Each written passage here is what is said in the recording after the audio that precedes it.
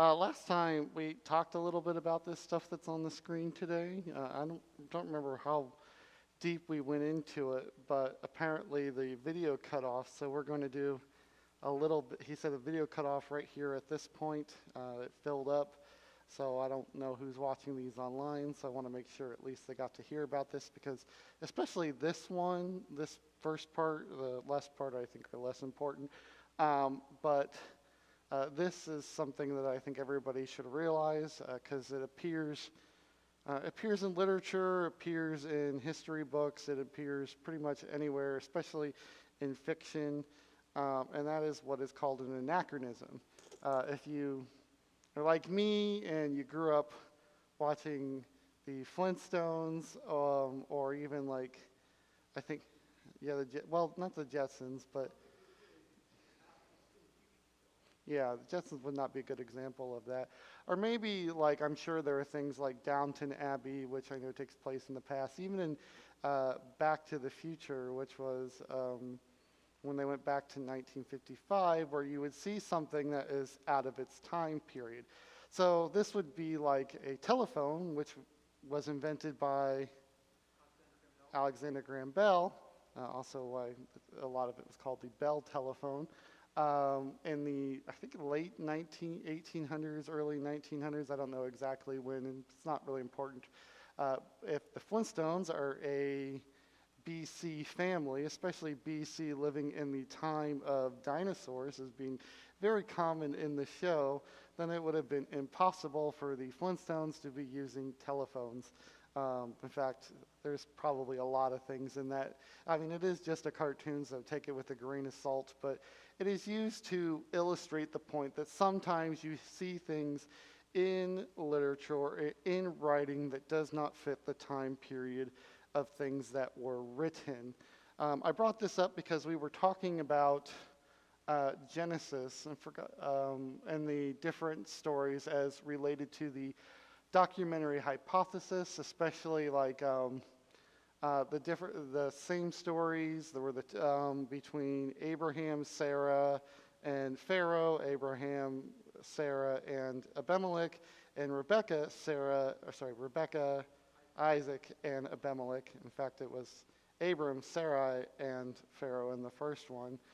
Because one of the things that is mentioned in Genesis chapter 14:14 is, as we see here, which is an example of an anachronism. When Abraham heard that his kinsmen had taken captive, he led forth his trained man, born in his house, 318 of them, and went in pursuit as far as Dan. Dan is the example of the anachronism here because, why?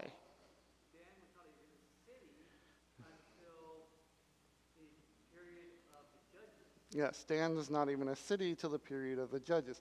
Or maybe you could take a step back and say Dan was not even a territory till much, much later, and the territory of Dan is named after the son Dan, the son of Jacob or Israel, who is Abraham's grandson. So do you see the anachronism? Do you guys understand? That they're telling you the name Dan before Dan exists as a place. They're telling you the name Dan before Dan exists as a person. So this is an example as an anachronism. And while I think this is a very simple anachronism, and I'm going to explain why here in a little bit, there are some other examples which might be a little bit more problematic. And one of these is the Philistines. The Philistines, who most of us are familiar with, were the sworn enemy of the Israelites in the time of Saul and David. I don't think Solomon had any problem with them. They seem to be basically dying out. We're not even really in the area till much later after the time of the Pentateuch even indicates that they were there. The book of Genesis. We'll say Genesis. They might have been there by the time of Exodus. Yeah, definitely there by the time of Exodus, but maybe not in the book of Genesis. They are mentioned at least twice in the book of Genesis, once in the genealogies, but historically we have no proof that they were even in the land till roughly around the time the Exodus took place, and that has largely to do with what is referred to as the Bronze Age collapse. We talked about the Bronze Age collapse. I know it's been a while. You've slept probably 2 months since then, for those of you who do remember. But it was basically, the Bronze Age was considered to be this historical time period where many places were flourishing, and then due to I think heat, sea levels, volcanoes going off, people being displaced, the sea people came, probably the Philistines, and they basically raided the countryside or the seaside looking for a stable place to live. They eventually lose to the Egyptians in 1175 BC, which is recorded in Egyptian history, and they kind of retreat to the land of Canaan area. We think our best guess is they're Mycenaean, or at least Mycenaean in nature. Have you heard of the Mycenaeans? Yeah, they were like the Greeks before the Greeks were Greeks. So they were like pre-Greek. We see there's some reference that they might be Mycenaean in the Bible, but our best guess is they're Mycenaean based on their pottery work. That's really how a lot of archaeology is dated, and tracking is based on styles of pottery. But as far as that's a more complicated anachronism. I think this is a much simpler anachronism. In fact, most people wouldn't necessarily even call this an anachronism at all. They would call it a redaction. Now, what's a redaction? A redaction, you might think of working with secret files, and it's like, well, they take the black marker and they cover out lines in text so you can't read what it is. But in antiquity, especially when talking about biblical texts, a redaction is very simply put to mean an editing process. It could mean removing it, but it's mostly there to make things better understood. So in this case, they could have said the name of the actual land, but that would have had no reference to the reader. When you produce a book of literature, if you produce a work of art, it has to make sense for either the attended audience or for the artist himself. Specifically, maybe more in literature than in artwork, because art is mostly about how the artist feels. So in this case, if you want your reader to understand what you're talking about, you have to write it in terms that they themselves would understand.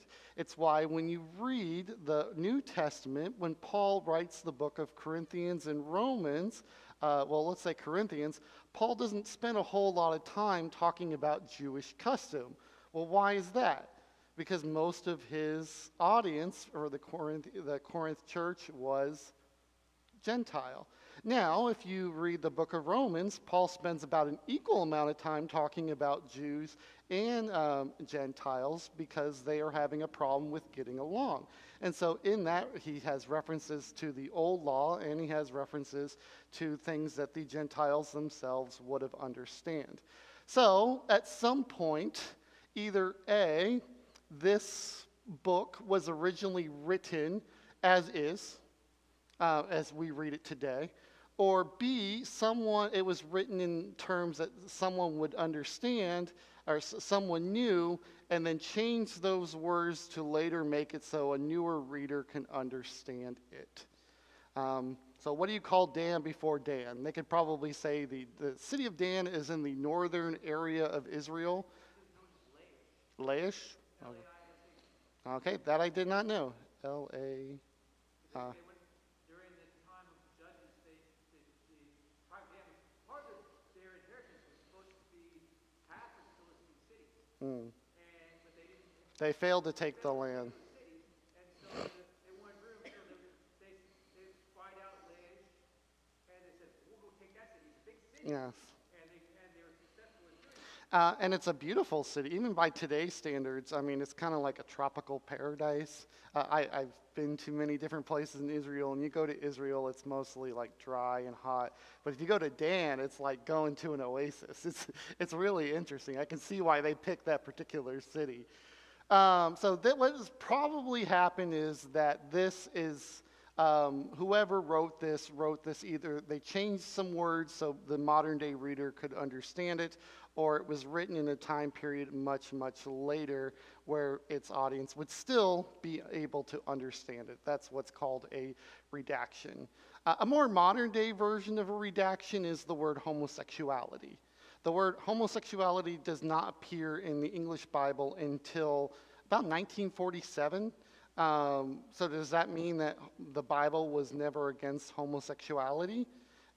And that's very obviously not the case. In fact, you can read Romans, you can read Corinthians, you can read many places in the Old Testament, which makes it clear that is exactly what they're talking about when they're talking about the word homosexuality. So why does it not appear into the English version until about 1947? Well, the simple answer to that is because it doesn't even appear into the English lexicon till about 1900. It was a term first coined by a scientist, and it doesn't appear until mainstream usage till about 40 years after that. That's what happens quite a bit. An even more modern day version of that is CRT, critical race theory. A lot of people don't know what CRT is, but it is becoming more and more popular and practice. Especially in whether or not it's actually used at lower levels than college. And so now more and more people are starting to use it, and it's appearing in popular lexicon. My teacher in college said words are like fashion. They're always going in and out of vogue. So I'm sure even in the future, maybe even 50 and 100 years from now, some of these words that we're reading in English are most likely going to change so the more modern reader can understand them. Yes, Stuart? Conversely, the term lesbian, which is associated with those, is actually a Greek word because it was named from there's a woman from the island of Lesbos. Oh, that I did not know. In the Aegean, that she was of that persuasion, and she encouraged others to do that too. Because it was a common practice. It wasn't that it was all everyone was doing it, but that was something that was more common on that island, using the Aegean, eastern Aegean, near Turkey. Yeah. And so that was the term that was revived the usage of it from the ancient Greeks.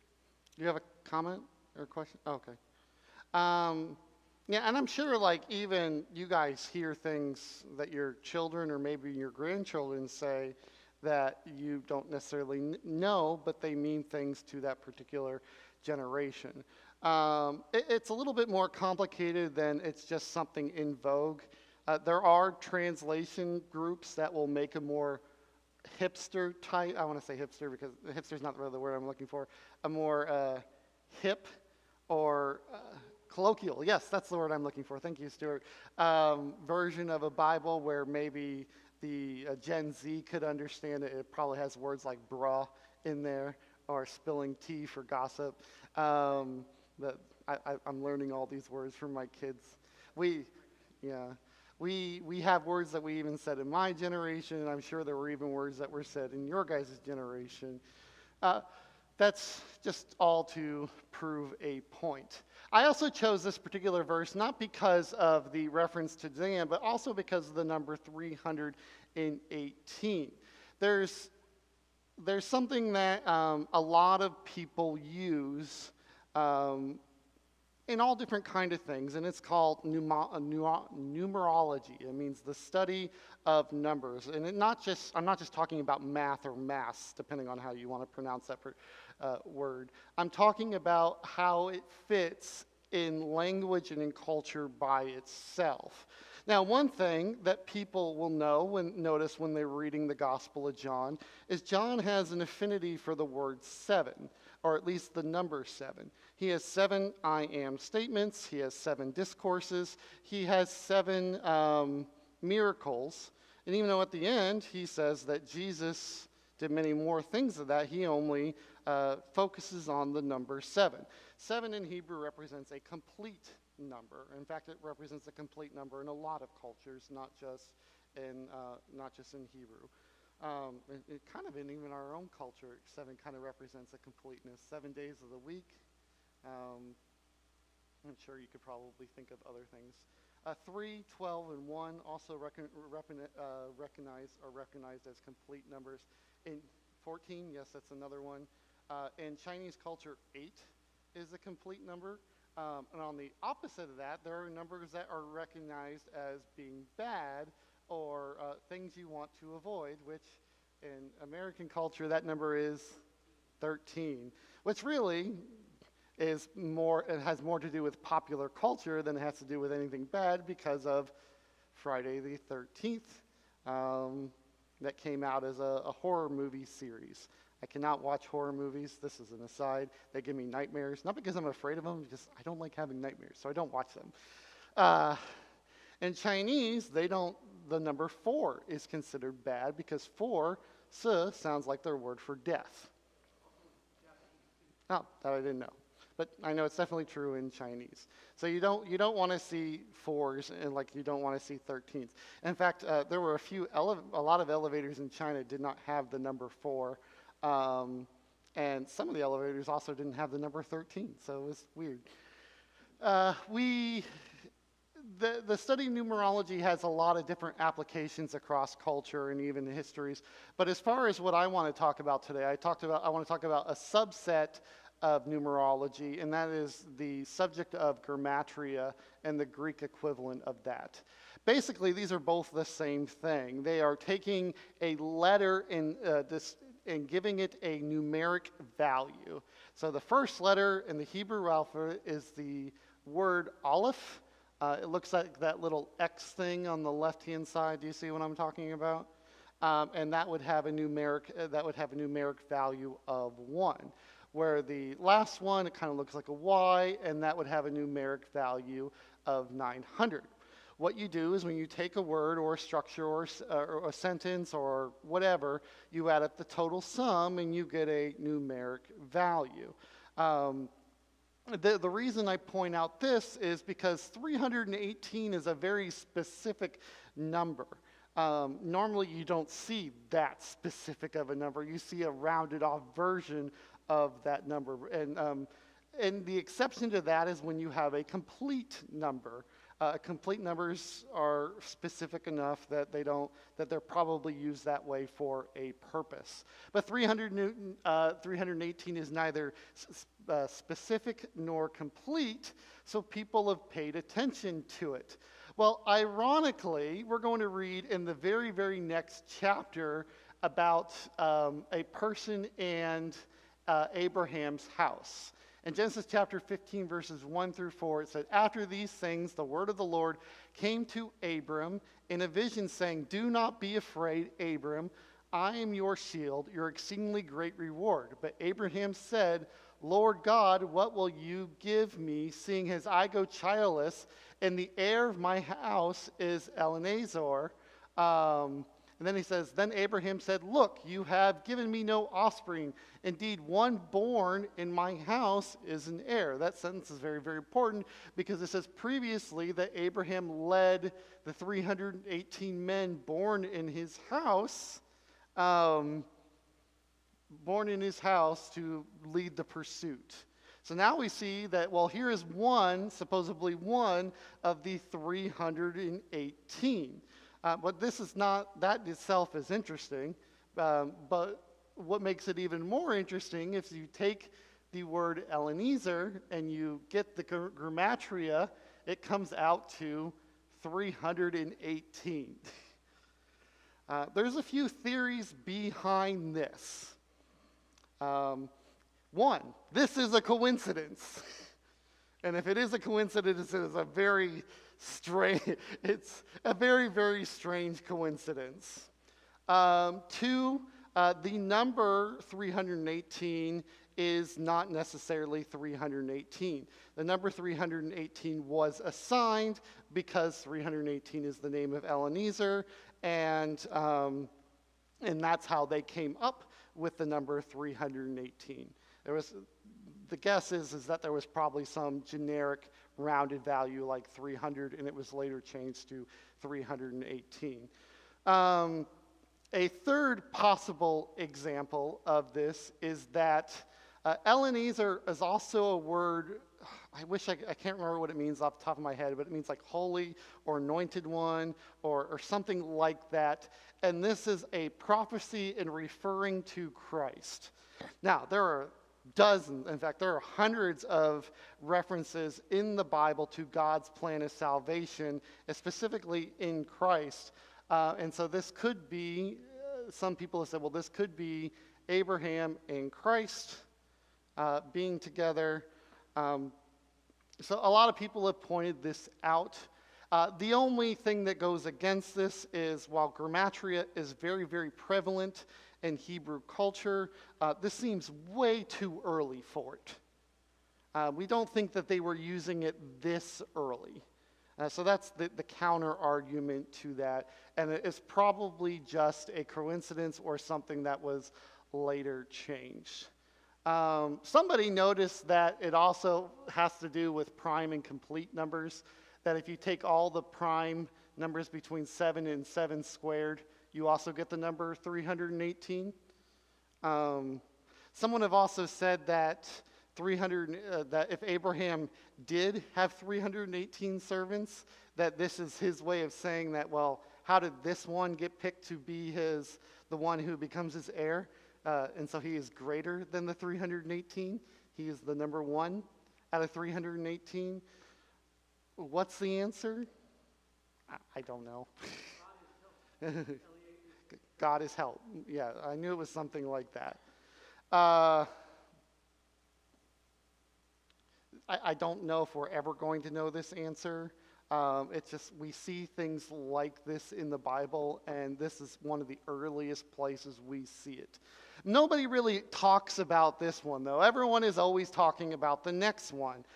In fact, before we get that, which I'm sure all of you know because it's mostly, you've probably read it when you were a kid or when you first started reading the Bible, or you've seen it in culture or pop references, and that is the number 366, as referenced in the book of Revelation. Yeah, 666. No, I said 366. You're right, 666. I knew what I meant. It didn't come out in my mouth the right way. Thank you for correcting me. There is a project called the Graffiti Project, and that is documenting ancient graffiti. And they have found that they have found that at least for a very long time period, people identified by their number. Probably much in the way that you are identified by your social security number or your phone number. It doesn't necessarily, it's one that's randomly assigned to you. I think you have some control over picking your phone number. They might give you a list and say, pick one off this list. I've done that before, but they don't always give me that option. But here, your number is assigned by the numeric value of your name. We see that men would offer, there are numerous examples of men offering declarations of love to women based not on their name, but on their number. One of these days, I'm going to find out what Rachel's number is, and I'm going to say, I love her, whose number is that? But we did see, and then it became very popular in political slogans, especially in this one that Nero or Orestes Alcmaeon, their mother slew, a calculation knew, and you get the numeric value that equals he killed his own number, is the same as he killed his own number or mother. People really didn't like Nero, and that seemed to be the case. In fact, by the 3rd century, numerous Christians believed that Nero is the number, the mark of the beast. That 666 specifically refers to Nero. Now, it doesn't work in Greek, but it does work in Hebrew, as you can see here. Hebrew, Neron, Caesar. Here, spelling changes based on parts of speech. Not so, a little bit in Hebrew, but more so in Greek. So this is the transliterated version of Greek to Hebrew. You get 666. Some translations, especially the P15 variant of Revelation, and you guys probably have no clue what that is. It is believed to be the oldest version of Revelation we have.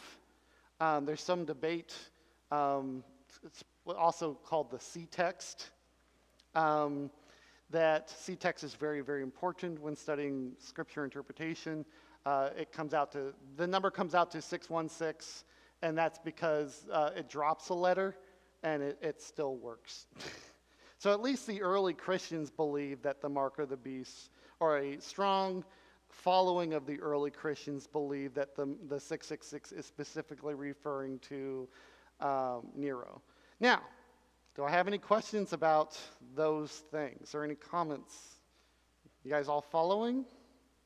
Anybody confused? Nobody, or maybe you just don't want to say anything. All right. Now we're going to, either depending on your outlook, we're going to move forward in time by about 2,000 years from what I was talking about, or we're going to move backwards in time by about 150 years so. It is the 19th century. I know you guys all remember that, right? Because you're that old. No, I'm just pulling your leg. No, I know none of you are that old, and please don't hurt me later. The 19th century was a very important time for the church because we see that the church was going through its third big change in the history of since Jesus first died on the cross and we get Pentecost. The first of those big changes was obviously from Judaism to Christianity with the initial spread of Christianity, and then moving forward where you have one dominant group of Christians basically taking control of the church, and that was the Roman Catholic Church. Those changes went forward till about the 15th century, so almost 1,500 years later, where you see the church went through what was called a Reformation, that the German Martin Luther thought what the Catholic Church was doing was wrong, and he came up with 95 reasons for why the Catholic Church was wrong, and he nailed them to the church door, and he basically started what was called the Lutheran movement, and a few other movements. I think the Lutherans, they also came out of that movement. Protestantism came out of that movement. Methodist, came out of that movement. Who was that guy? Calvinism came out of that movement. Yes.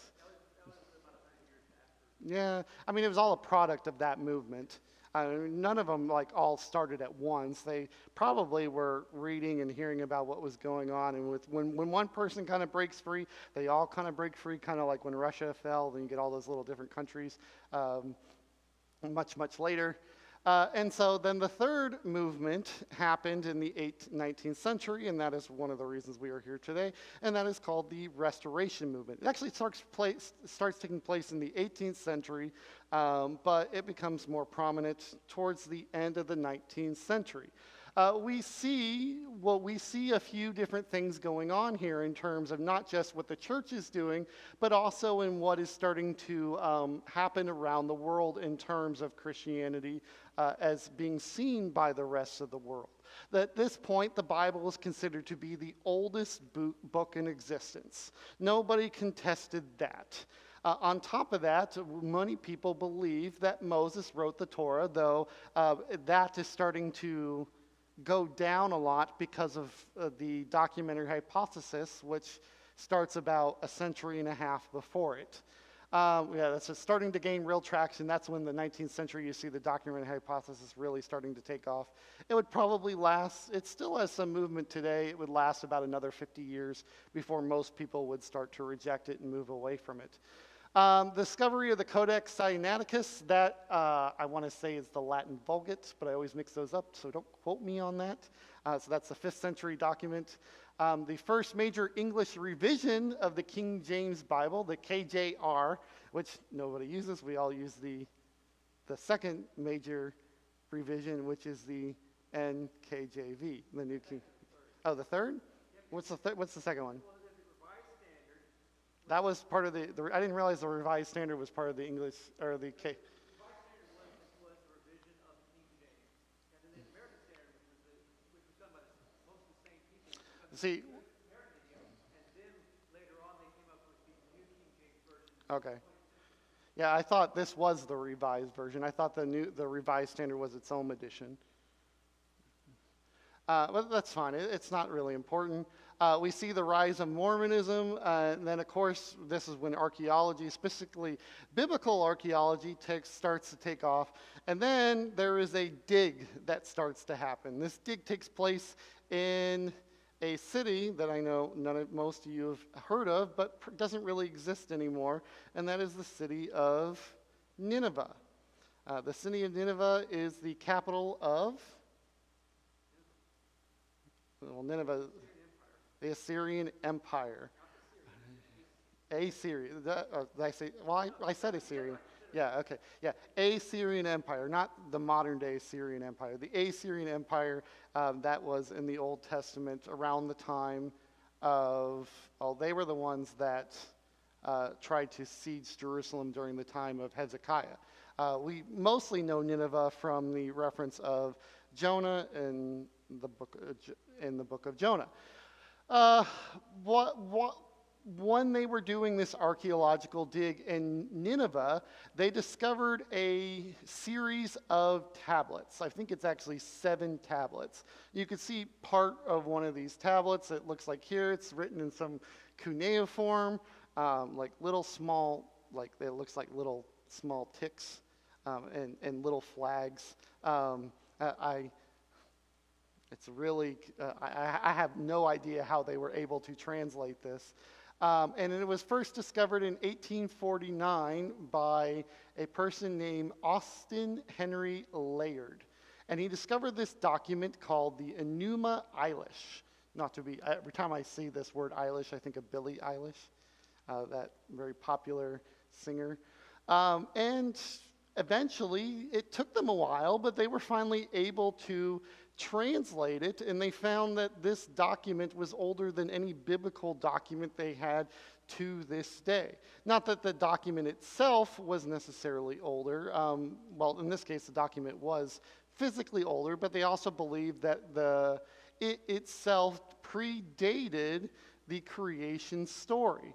And that's exactly what it is. It is a creation story. So I have a abridged version of it for you guys.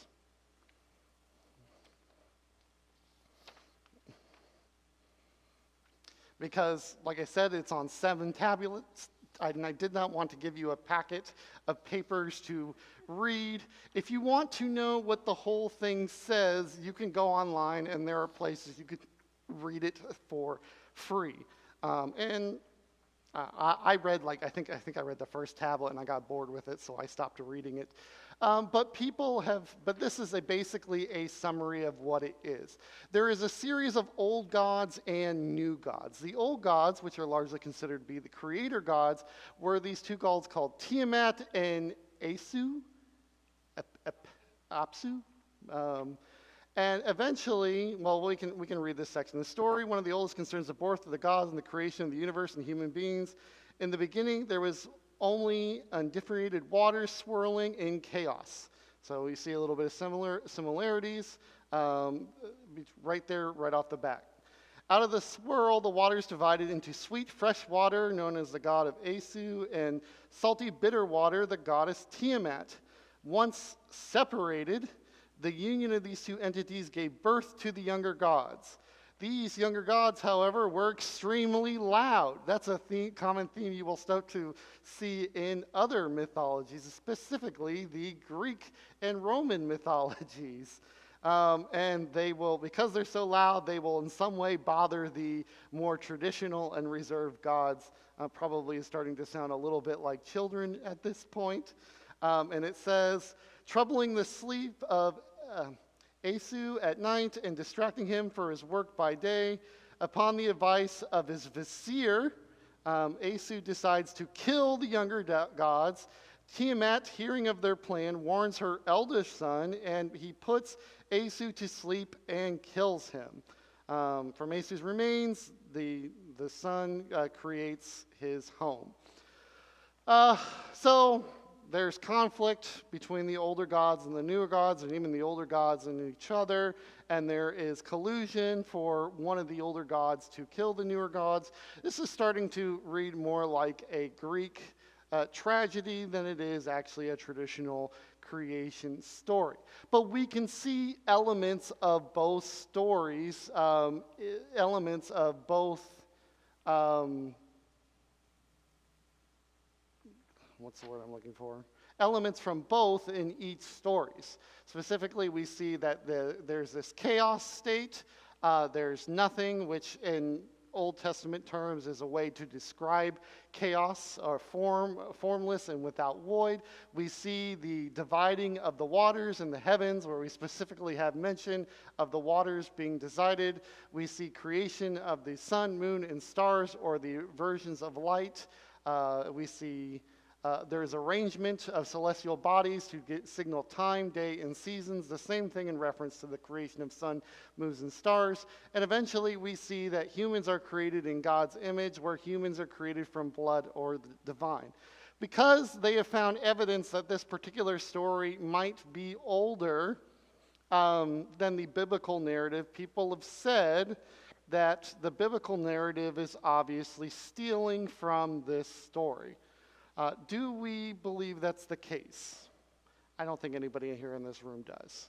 I do find it very, very interesting that we do have two versions of the creation story, and one of them is very, very simple and makes sense and is told from a traditional narrative, and I described this earlier in the class, and one of them is also more abstract, where we see God forming the world, things that happen, events beyond time, and things that we can't something that's not really science, but more of like poetry. In fact, I've described that's how Genesis chapter 1 is written.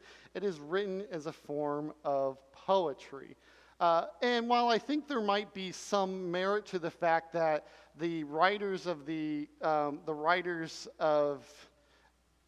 Genesis saw that these stories, they might have wanted to say, okay, well, this isn't us stealing from them. This is us showing you why our God is superior. In fact, in almost every single way, the Genesis story is more superior. There's no fighting. There is agreement, as we see. Let us create man in our image. There's no discord. There's only harmony. There's no chaos. In fact, it is taking... this goes from chaos to more chaos to more chaos. Where the other one is, it's taking the traditional idea of chaos and creating order. I think that this might present a very strong rebuttal against those stories where Genesis chapter 2 might not. But does it mean that they stole elements from the stories? I don't think so. I think people would want to know that they were definitely different.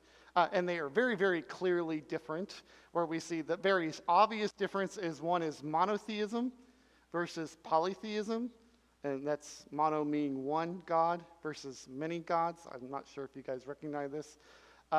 We see that humans' role is to be made in the image of God, given dominion over his creation to steward and cultivate the earth. We're created with dignity and purpose. And here, humans are created through what seems to be a freak accident. Humans are created from the blood of the defeated God to serve the gods. This is also confirmed in the Babylonian creation story that presents humanity as a tool to relieve the gods of their burdens, and that we are servants.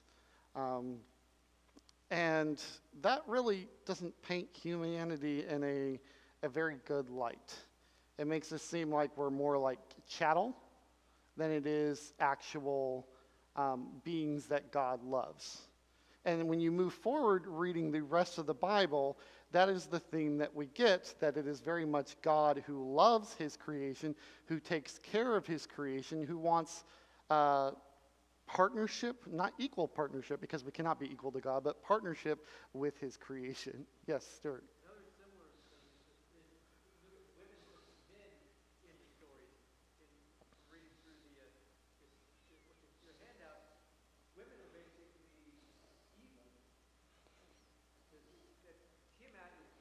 Mm-hmm. drive out to, and she went to war with with her kids, and so they went off and they killed her. And if you look at the way that the Bible treats women, on the other hand, they're treated much better.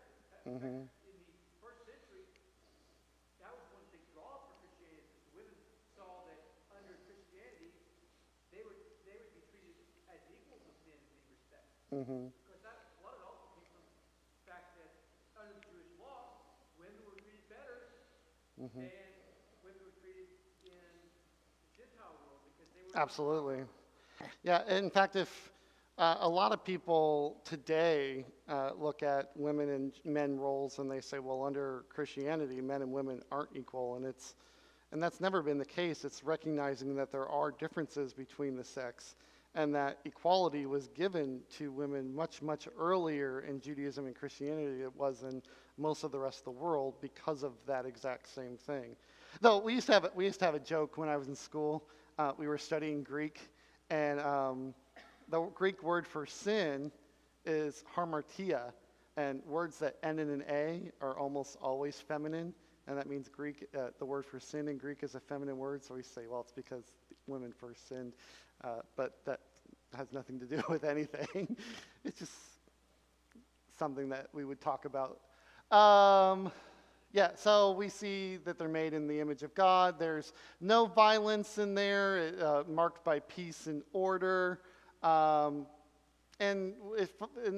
very, very focuses on the sovereignty of God, the holiness of God, the goodness in God. In fact, there's a word that shows up quite a bit in Genesis chapter 1 that we really don't see in the Enuma Elish because of the chaos and the violence, and that is a word that is repeated multiple times, and that is the word, God saw that it was good. And what is God seeing as good? He's seeing his own work. He's seeing his own creation. That there is intent behind the act of creation to bring order, to bring beauty, to bring life into existence.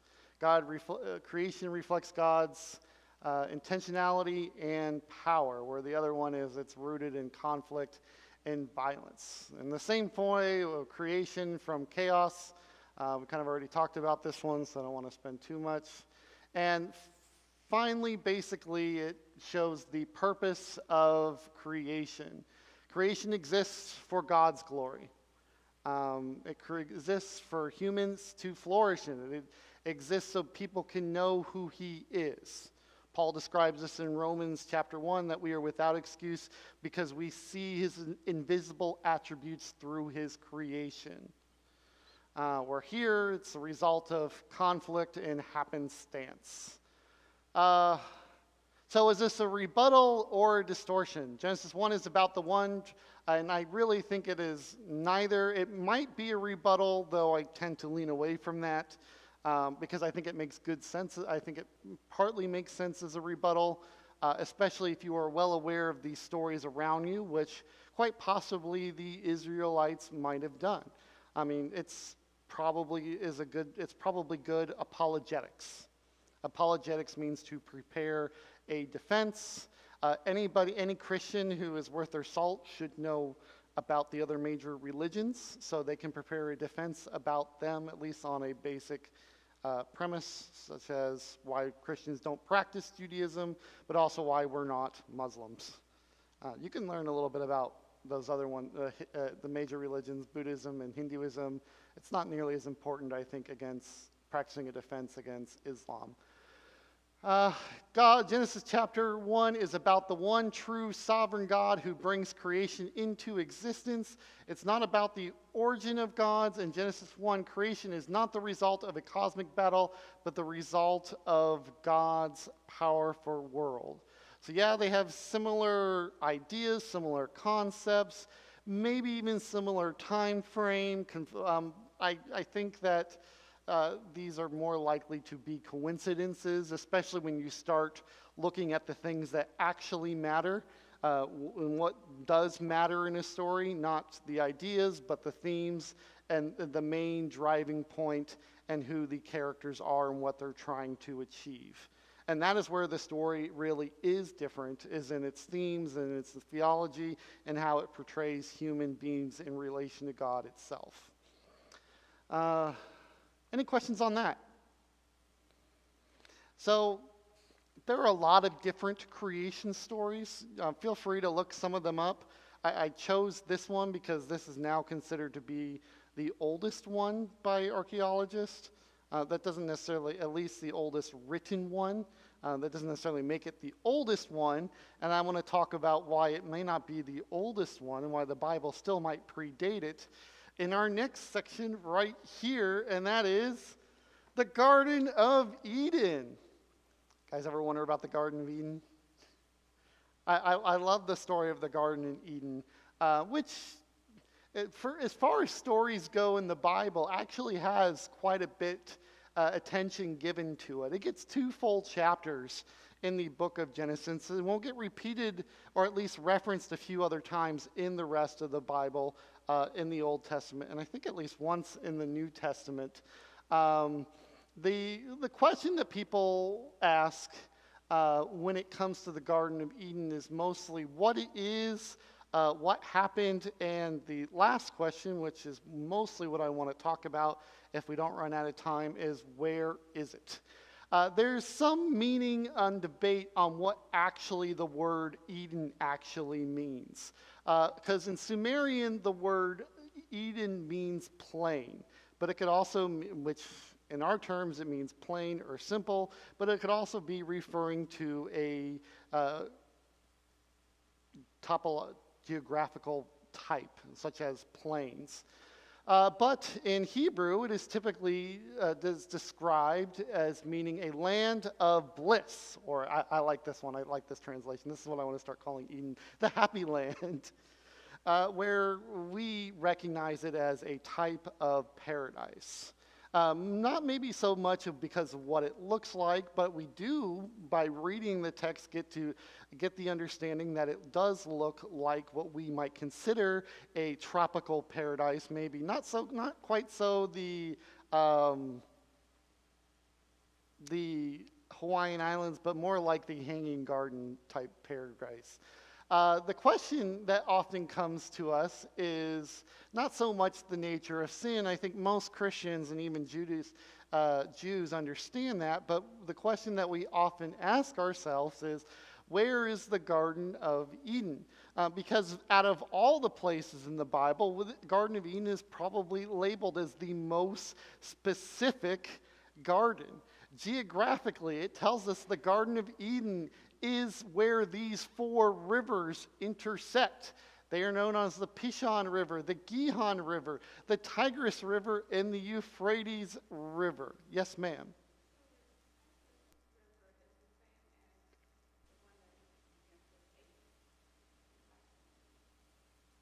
Which one? Hold on, let me...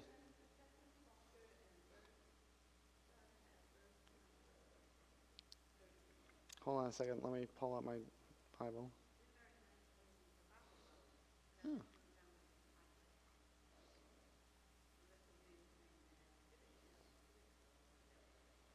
Oh. Oh, yeah, I'm looking. The Gihon. No, my river. Okay, so I have a note. What is note J? Because my translation just says J. Yeah, it's the same river. Okay. Yeah.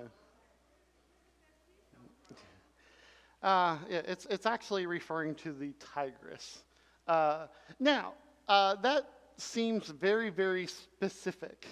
To have a really precise location, you normally need like 6 points of reference, but 4 is good enough because it creates kind of like a cross, right? Or an X. X marks the spot.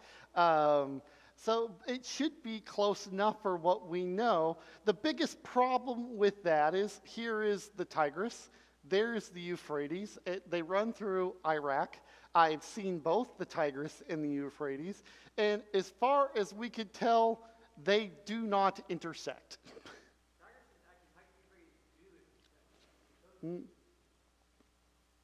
Well, they intersect. They intersect right there. They do not intersect where any. Sorry, let me rephrase my statement. They do not intersect where other rivers are. So the only place that it could be was it would have to be right there towards the not Red Sea. Yeah, Caspian, not Caspian. Persian Gulf. Persian Gulf. Is that it? Okay. They'd have to sect basically right there. You can see Kuwait. Yeah, just northwest of, well, just almost exactly north of Kuwait. That really small piece of land right there. Yes, ma'am.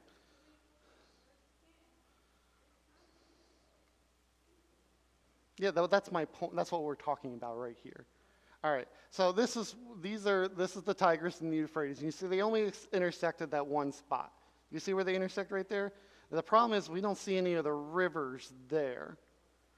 So as far as information goes, that we know very, very, despite giving very specific coordinates, not coordinates, but points of reference, we have no clue where this actually would have intersected. People have proposed theories that these rivers and names changed, which is quite possible, that they're not necessarily talking about that. It could be, so people have guessed of what the actual Garden of Eden means. In fact, they guess that the Garden of Eden isn't even necessarily what we might think of. Most people, when they think of the Garden of Eden, they probably think of something about maybe the size or half the size of the city of Sumter. Not something something big, but not something like incredibly big like a whole state. But once you figured out there's no way it could possibly mean that based on what are known reference points, then it starts to get a little bit confusing, so people have guessed. Some have guessed the Persian Gulf as a whole is what is referencing those four. I'm kind of guessing that they're going there, because those two rivers do empty into there, and the land around it might be in reference to the garden. So that creates that whole fertile crest, the whole area right there. That's kind of like the fertile crest. There's a reference of Lebanon that people have taken from Ezekiel 31:16. And I think don't quote me on this, but one group, and I think it was the Mormons, said it was Jackson County, Missouri. I've been to Missouri. I've been to Lower Missouri. It's very, very beautiful. I'm pretty sure it is not the Garden of Eden. But why I said it might be important, that's earlier about having the Bible account actually being older. In 1994, NASA launched a rocket into a satellite radar. They launched a rocket into orbit. This isn't the one with the teachers on it. I think that was earlier. And I think it was called the Endeavour mission. Yes, Endeavour mission. Yeah. No. It was the Endeavour mission, but it wasn't a satellite. It was actually a rocket. But they looked, using this mission as part of their focus. They might have launched satellites from that rocket, but from that thing, a guy named, I'm not even going to try to guess his name, Farouk El-Baz, was studying topographical radar, and he found something quite interesting, that there is an ancient riverbed running in this area that seems to connect both with the Tigris and the Euphrates. I don't know how he came up with this, because I went and I actually wanted to see what he was looking at. So I went to the NASA website and I tried to figure it out, and I absolutely could not. Maybe, Stuart, you who knows something a little bit more about this stuff than me. And it looks like those old weather maps that we used to study as kids, that were in red, blue, and yellow and green, topographical maps. And I couldn't even find one that looked like the Middle East. That's how frustrating it was for me. So he found this area that crossed the northern Arabian desert and intersects with the Tigris Euphrates, and he named it the Kuwait River. Kuwait also being right there, generally around the area where you see Tigris and Euphrates intersecting, pretty close right there. And estimating, after confirming that it actually was a dried up riverbed, they discovered that this river dried up sometime between the year 3500 and 2000 BC, which is incredibly amazing. For this, I want to end on this point. For the longest time, before there was a written language, and even when there was a written language, people did not know how to read or write. And so almost all stories were passed down in the same way, which was oral tradition. Oral tradition. And through oral tradition, because the written account, if Moses did write the book of Genesis, would not have been written till almost at the earliest 500 years before these events. This river would have dried up well before that time, which means people remembered that this river used to be here, meaning it was probably a major trade route. And that's incredibly important as far as the story goes, because they recognize it as being a place where these other two rivers are. And now there's some area there called a wadi. A wadi is like a small pond of water, normally like a watering hole for animals, which still exists today. But there is proof that this river, that at least one of these two rivers existed. And that in itself is amazing, because we actually have confirmation of the oral tradition, which oral tradition almost never gives us. Does that make sense? Any questions? Great. You guys were great. I'm glad you guys showed up. I'm glad you're following this. We're going to talk more about this, especially what's in the garden, and how some other stories have similarities, and especially Gilgamesh stories, and some other tales moving forward in the book of Genesis. Do you guys know what this is? It's called a ziggurat. This actually exists in real life. And they believe that this is the Tower of Babel. So we'll talk more about that next time.